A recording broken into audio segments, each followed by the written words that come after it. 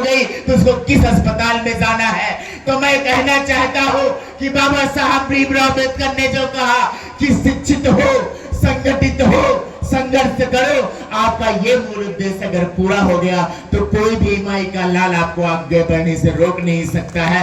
और साथियों, तमाम ये लोग आते हैं समय समय पर राजनीति करते हैं। कोई क्या बोलते हैं, आपको पिछड़े की राजनीति करने की बात करेगा, कोई दलितों की राजनीति करने की बात करता है। मैं कहता हूं, आप बाबा साहब डॉक्टर बी.आर. अम्बेडकर की बात क्यों नहीं करते हैं, जिन्होंने 1933 में पिछड़ा समाज जो आज कहीं ना कहीं हमको अपने समाज से अलग मानता है, मैं पिछड़े समाज के लोगों से कहना चाहता हूं, एक समय था जब आपका समाज बहिष्कारित होने जा रहा था, तब बाबा साहब डॉक्टर बी.आर. अम्बेडकर ने महाराष्ट्र की अदालत में पहली बार मुकदमा लड़ करके इस ओबीसी समाज को बहिष्कारित होने से बचाया। साथियों, ये बाबा साहब डॉक्टर बी.आर. अम्बेडकर था।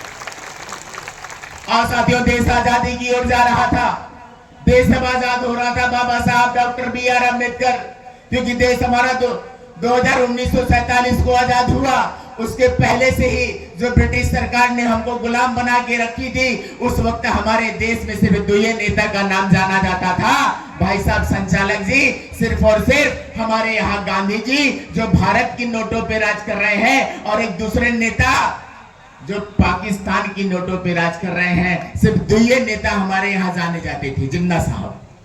लेकिन देश की आजादी पर न्यूयॉर्क टाइम्स ऑफ इंडिया के संवाददाता जब भारत आते हैं साथियों, तो हमको उस दृष्टि से देखा जाता था अछूत, एक अछूत की श्रेणी में हमको खड़ा किया गया। और अछूत की श्रेणी में हमको पानी पीने का अधिकार नहीं था। लेकिन बाबा साहब डॉक्टर बी.आर. अम्बेडकर ने 27 मार्च 1827 को जब उन्होंने जल आंदोलन किया, जल सत्याग्रह किया, तब जाकर के हमारा समाज आज बिस्लेरी की बोतल का पानी पी रहा है, किसी नाली का पानी नहीं पी रहा है। ये बाबा साहब डॉक्टर बी.आर. अम्बेडकर की देन है। जब सारे संवाददाता भारत आने लगे, तो सबसे पहले संवाददाता जब भारत आए तो सबसे पहले मुलाकात करने के लिए गांधी जी के पास गए। और गांधी जी के पास गए तो रात के तकरीबन 9 बजे महात्मा गांधी जी उस वक्त सो चुके थे। फिर उसके बाद वो जिन्ना साहब के पास गए, जिन्ना साहब भी सो गए थे।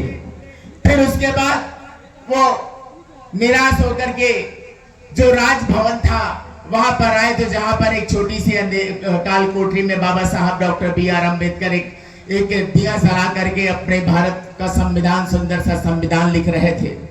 तब जाकर के वहां के चौकीदार महार से पूछा, ये कौन है? तो बोले ये अछूत है, और ये अछूत सिर्फ भारत में देखे जाते हैं, अन्य देशों में ये अछूत नहीं देखे जाते हैं। कि ये भारत की विडंबना है कि यहाँ भारत के लोग जो समय समय पे अपने आप को स्थापित करने के लिए, अपने समाज को स्थापित करने के लिए, अपने आप को ऊंचा दिखाने के लिए हमारे समाज को अछूत से जोड़ा गया। उस वक्त भी बाबा साहब इस तरह का संघर्ष कर रहे थे साथियों।